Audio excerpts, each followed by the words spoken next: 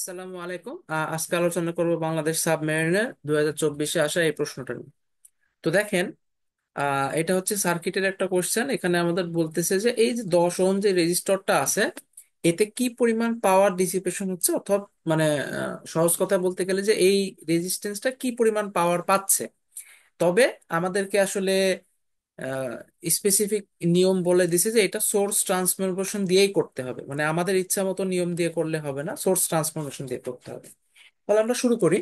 দেখেন যে এখানে আমাদের একটা ভোল্টেজ সোর্স আছে, এর সাথে এই রেজিস্ট্যান্সটা আসে কি সিরিজে।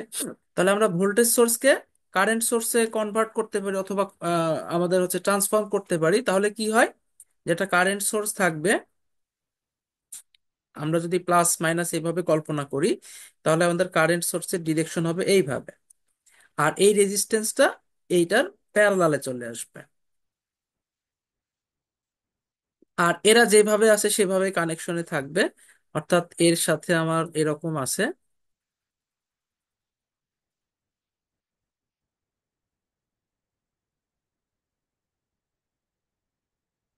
আচ্ছা, আমি আর বারবার ওহম লিখতেছি না, শর্টে জাস্ট মানগুলা লিখে দিচ্ছি, আপনারা যখন করবেন তখন হচ্ছে নিজেরাও এটা ঠিক করে নিয়ে। তাহলে এটা হচ্ছে 4, এটা -j6, এটা হচ্ছে 2, -j10, এটা হচ্ছে 10। যেহেতু এই যে এর পাওয়ার বের করব, তাই একে আমরা আর মিক্সড করতেছি না, এটা আলাদাভাবেই থাক। আচ্ছা, এটার মান কত হবে? আমরা জানি আই সমান V/R। যেহেতু এদের কনভার্সন হচ্ছে, ফলে আমরা এই কারেন্ট সোর্স দেবো এই ভোল্টেজ ডিভাইডেড বাই এই রেজিস্ট্যান্স, মানে যে 2 - 90 ডিভাইডেড বাই ইম্পিডেন্স। তো এখানে তো শুধুমাত্র রেজিস্ট্যান্স আছে 5 ওহমের, তাহলে আমরা এই 5টা দিয়ে দিলাম। তাহলে দিলে থাকতেছে কত দেখেন, 0.4 - জে। আচ্ছা, এই যে -90 ডিগ্রি, এটা কিন্তু -জেও লেখা যায়।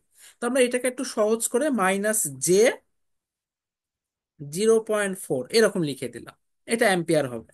ইউনিটগুলো আমি লিখতেছি না, আপনারা একবারে লিখে নিন। এবার খেয়াল করেন, এদের দুইজনকে একটা কল্পনা করা যায়, অ্যান্ড এই একটার সাথে এই কারেন্ট সোর্সের কনভার্সন করে আমরা একটা ভোল্টেজ সোর্স বানাই ফেলতে পারি। আমি একটু শর্টকাটে করি যাতে আমাদের বেশি কনভার্সন করা না লাগে। অর্থাৎ এই কারেন্ট সোর্সটা এখন আবার ভোল্টেজ সোর্স হয়ে যাবে, আর এরা দুইজন মিলে একটা ইম্পিডেন্স আমরা পাবো, যে ইম্পিডেন্সটাকে আবার ভোল্টেজ সোর্সের সাথে সিরিজে চলে যাবে। তাহলে এরা দেখেন, এই যে এরা দুইটা মিলে যে একটা, সেটা কারেন্ট সোর্সের সাথে প্যারালালে ছিল, এখন ভোল্টেজ সোর্সের সাথে ওটা সিরিজে চলে যাবে, আর বাকিরা তো সিরিজে অলরেডি আছে। তাহলে এই যে আমাদের কিন্তু সার্কিটটা ইজি হয়ে গেল। সার্কিট ইজি হওয়া মানে আমরা এখান থেকে ম্যাথ হচ্ছে কেভিএল, মানে কেভিএল বলতে যে ওহমের সূত্র অ্যাপ্লাই করে দিলেই কিন্তু আমাদের ওকে।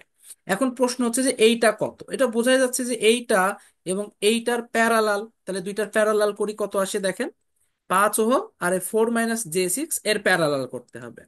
তাহলে 5 ইনভার্স যোগ 4 - j6 বা 4 - 6i, এইটার ইনভার্স হোল ইনভার্স। তাহলে এটা কিন্তু প্যারালাল হয়ে গেল।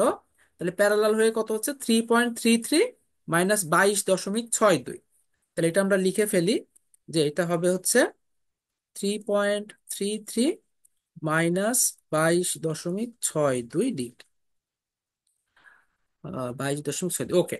তাহলে এখন এই ভোল্টেজটা কত হবে, ভি সমান I × R। তাহলে এই যে I × Z আর কি, এই যে আই, আর এই যে এইটাকে আমরা একটা কল্পনা করতেছি যেটা এইটা, তাহলে এইটার সাথে এইটা গুণ করলে আমরা এই ভোল্টেজ সোর্সের মানটা পাবো।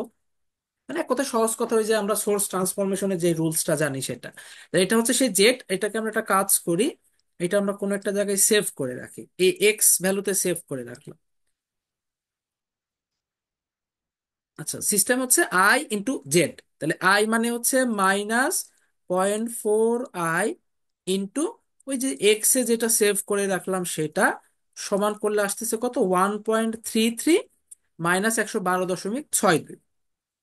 এটা আমরা একটু লিখে রাখি, 1.33 -112.62।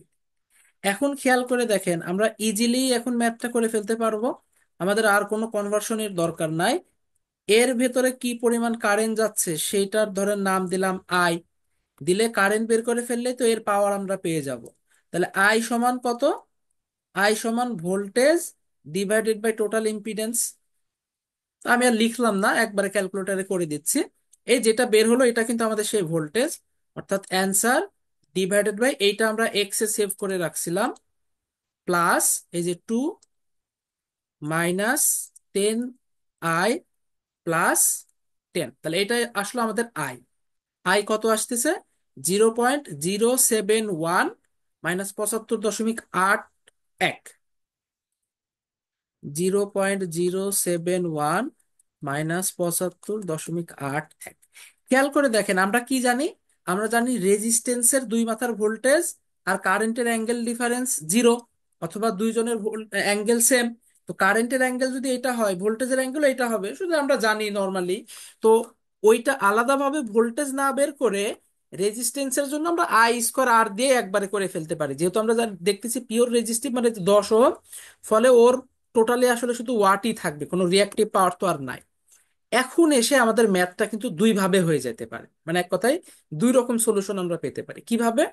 এই যে ভ্যালুটা আমরা দেখতেছি যেটা শুরুর থেকে ছিল, এই যে শুরুর থেকে দেওয়া আছে, যেহেতু প্রশ্নে উল্লেখ করা নাই যে এটা পিক ভ্যালু নাকি আরএমএস ভ্যালু, যিনি সলিউশন করবেন উনার উপর ডিপেন্ড করতেছে যে উনি কি ধরে করবেন। এটা কিন্তু আসলে এক একজন রাইটার এক এক ভাবে করে, ফলে এটাকে আপনি পিক ধরেও করতে পারেন, আরএমএস ধরেও করতে পারেন। যেটা ধরবেন সেই হিসাবে সূত্র হবে, অ্যান্সার অবশ্যই দুইজনের আলাদা আলাদা আসবে। এতে কিছু করার নাই, যেহেতু ফিক্সড বলা নাই। আমি হচ্ছে আলেকজান্ডার সাদিকু ফলো করতেছি, অর্থাৎ আলেকজান্ডার সাদিকু মতে এরকম যখনই ফেজর ফর্মে থাকবে সেটাকে বাই ডিফল্ট পিক ভ্যালু ধরে ক্যালকুলেশন করা হয়, আর আরএমএস হলে বলে দেওয়া থাকে। আপনি যদি অন্যান্য রাইটার হিসেবে এটাকে আরএমএস ধরেন, তো লিখে দিতে পারেন যে এটা আরএমএস, দিয়ে সেই হিসাবে সমাধান করতে পারেন, কোনো সমস্যা নাই। আমি পিক ভ্যালু ধরে পিকের জন্য সূত্রটা অ্যাপ্লাই করতেছি। তাহলে 10 ওহমের ডিসিপেশন পাওয়ার কত হবে, যেহেতু পিক ধরতেছি তাহলে সামনে একটা হাফ আসবে, হাফ আই স্কোয়ার, মানে যে কারেন্টের যে মান আছে সেটার স্কোয়ার, ইন্টু আর।